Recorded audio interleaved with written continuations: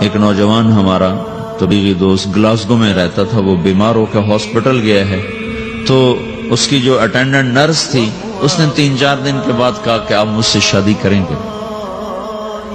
اس نے کہا میں مسلمان ہوں، تم کرسچن ہو؟ کہ میں مسلمان ہو جاؤں، اگر آپ شادی کرتے تو میں مسلمان ہوتا۔ اس نے کہا تم کس وجہ سے مجھے یہ پیشکش کر رہے ہو؟ وہ کہنے کہ میں 3 دن سے تمہیں دیکھ رہی ہوں تو کہ تم نے ایک دفعہ بھی نظر اٹھا کے مجھے نہیں دیکھا، میں نرس ہوں، میری زندگی یہاں گزری ہے، میں نے کوئی نوجوان ایسا نہیں دیکھا جو لڑکی کو دیکھ کے نظر جھکا لیتا ہو، میں پہلی دفعہ اپنی زندگی میں کسی کو دیکھ رہی ہوں کہ جب اس کے سامنے میں آتی ہوں تو اس کی نظر جھک جاتی ہے، تو مجھے یقین ہو گیا تیرے اندر سچائی ہے۔ وہ مسلمان ہو گئے، اس نے آگے کتنی بچیوں کو مسلمان کیا۔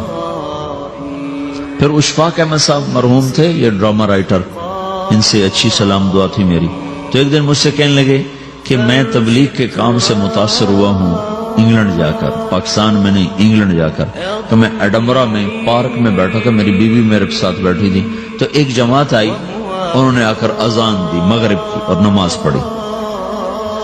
نماز کے بعد 13-14 لڑکیاں بھاگ کے آگے آئیں ان سے بات کرنے کے لیے، تو میں نے بیوی سے کہا آؤ سنو یہ کیا کہنے کہتے ہیں، تو کہا ہم دونوں بھی پہنچے، تو جس نے جماعت کرائی تھی اس کو ایک لڑکی آگے بڑھ کے کہتی آپ کو انگلش آتی؟ کہی آتی ہے۔ کہی آپ نے کیا کیا ہے؟ کہی ہم نے اپنی عبادت کی ہے۔ تو وہ لڑکی کہنے لگی آج تو اتوار نہیں ہے، تو اس نوجوان نے کہا کہ جی ہم دن میں 5 دفعہ کرتے ہیں، صرف اتوار کو نہیں، روزانہ 5 دفعہ۔ وہ لڑکی کہنے لگی یہ تو بہت زیادہ ہے، آپ اس کو کیسے نبھاتے ہیں؟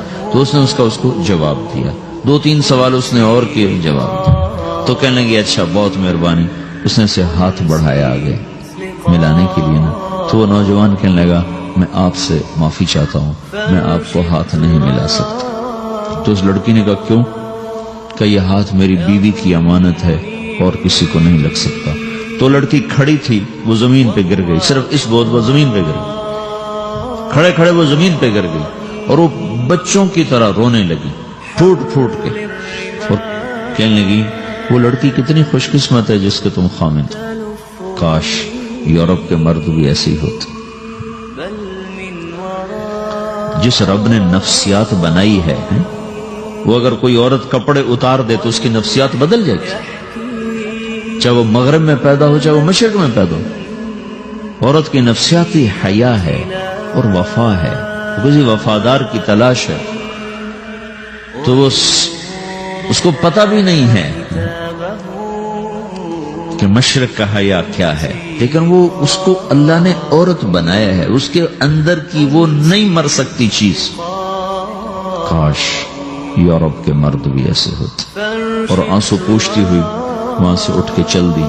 تو اشفاق صاحب مرحوم کہنے لگے میں نے اپنی بیوی سے کہا بانو آج وہ تبلیغ ہوئی ہے کہ لاکھوں کتابیں بھی چھپ جاتی، وہ کام نہ ہوتا جو یہ نوجوان اپنے عمل سے کر لیا۔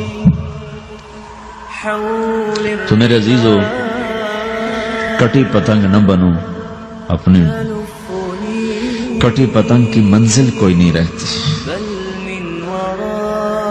اللہ اس کے رسول کے ہاتھ میں اپنے ڈور دے کے چلو، اللہ اس کے رسول کی غلامی میں اپنے آپ کو چلاؤ، تو اللہ تمہیں بھاگ لگائے، عزت بھی دے گا۔ اپنی منمانی میں کوئی راحت نہیں، اللہ کی قسم کوئی راحت نہیں۔ 6 بر اعظم پھر کے تمہیں بتا رہا ہوں کہ جو اپنی ترتیبوں پر چلنے والوں کے دکھ آپ لوگ اندازہ نہیں لگا سکتے۔ چلنا ہے تو اللہ اس کے رسول کی زندگی کو اپنا کے چلو، اللہ تمہاری دنیا بھی سکھ بری بنائے گا، آخرت بھی سکھ چین والی بنائے گا۔ لیکن یہ سیکھنا پڑے گا، تبلیغ اس کو سیکھنے کی محنت ہے اور اس کو آگے پہنچانے کی محنت ہے۔ تو یہ عمر ہے، اس وقت ساری دنیا اسلام کے لیے تیار ہے، چونکہ نظریاتی طور پر دنیا شکست کھا چکی، کسی کے پاس کچھ نہیں۔ تو ہمارے پاس ایک ایسا خوبصورت نظریہ ہے کہ جو ان کو بڑی تیزی سے اپنی طرف کھینچ سکتا ہے، اور اللہ کا احسان ہے کہ تیزی کے ساتھ نسلوں کا رخ اللہ کی طرف ہو رہا ہے۔ تھوڑی ہمت کرو، چھٹیوں کا وقت تبلیغ میں دو، باقی وقت اپنی تعلیم کو دو، گھر جاؤ تو ماں باپ کے خادم بن کے رہو، نوکر بن کے رہو۔